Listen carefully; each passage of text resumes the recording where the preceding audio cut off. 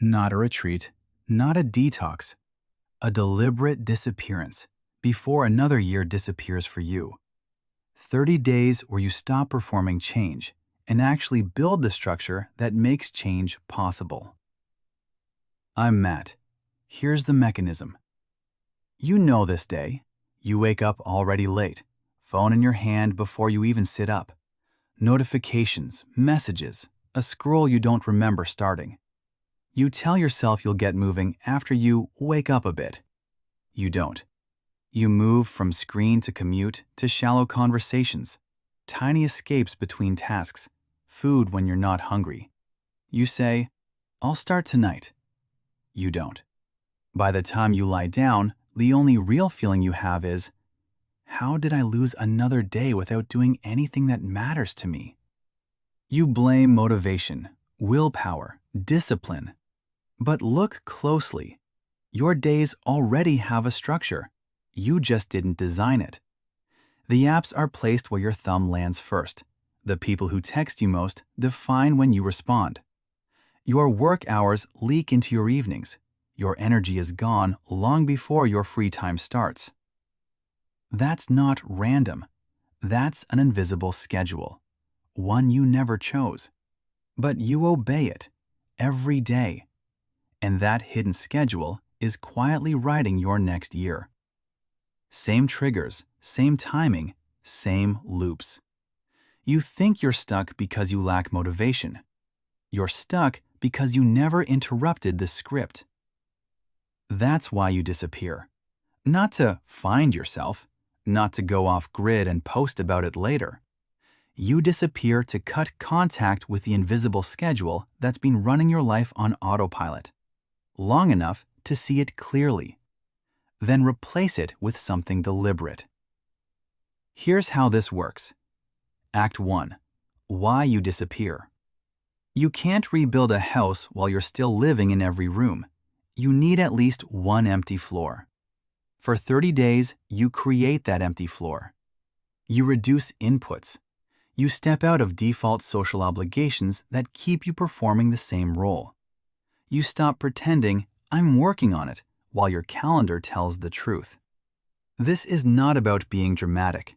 It's about removing enough noise that your real patterns become obvious. Because right now, your life is too loud for you to see what's driving it. Act 2. What happens during? When you disappear, 3 things come into focus. First, your real cravings. When there's no endless scroll and no constant social approval, you see what you reach for. Food, stimulation, work, numbness. Those urges are the levers that have been pulling your days off track. Second, your real energy curve. Without obligations stacked on top of each other, you start to notice when you think clearly, when you crash, when you naturally want to build. Your invisible schedule ignored this. It used you at your worst hours and wasted your best ones. Third, your avoidance map. When the noise drops, the tasks you keep dodging stand out like sirens. The email, the project, the difficult conversation. You stop telling yourself you forgot. You see that you're protecting yourself from discomfort, not from work. This is where shame usually shows up. Good. Shame, in silence, becomes data. But here is the critical point. If you only disappear, you just experience your same mind in a quieter room. Nice, maybe, but your life doesn't change when you come back. The disappearance is not the solution. It is the interruption that makes a new solution possible. During these 30 days, you are not just resting. You are building a replacement operating system, a designed schedule. Minute by minute? No. Block by block. You decide when your first inputs hit your brain, when your deep work happens, when your body gets trained, when your social energy is spent. You are not chasing motivation. You are assigning it a time and place. You lock in a small set of non-negotiables. One block where you move your body.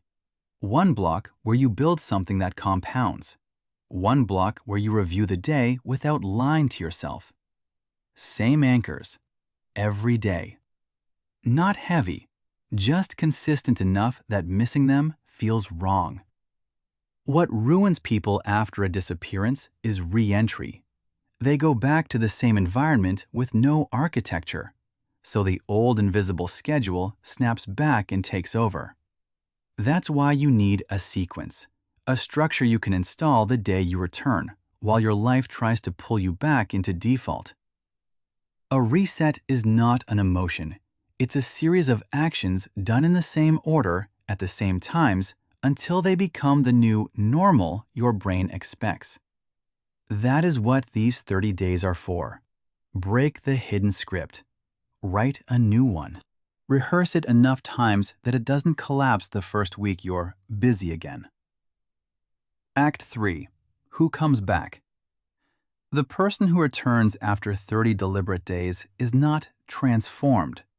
They are boring in a useful way. They know their peak hours and protect them. They know their triggers and root around them. They know exactly which 3 behaviors must happen daily or the old life returns. They are no longer negotiating with motivation. They are following an architecture they built under low noise and high honesty. If you do this recklessly, you disappear, feel intense for a while, then slide back. If you do this with a system, you come back with an operating manual, not a memory. The concept is here. The 30-day protocol is linked below. That's it. See you in the next one.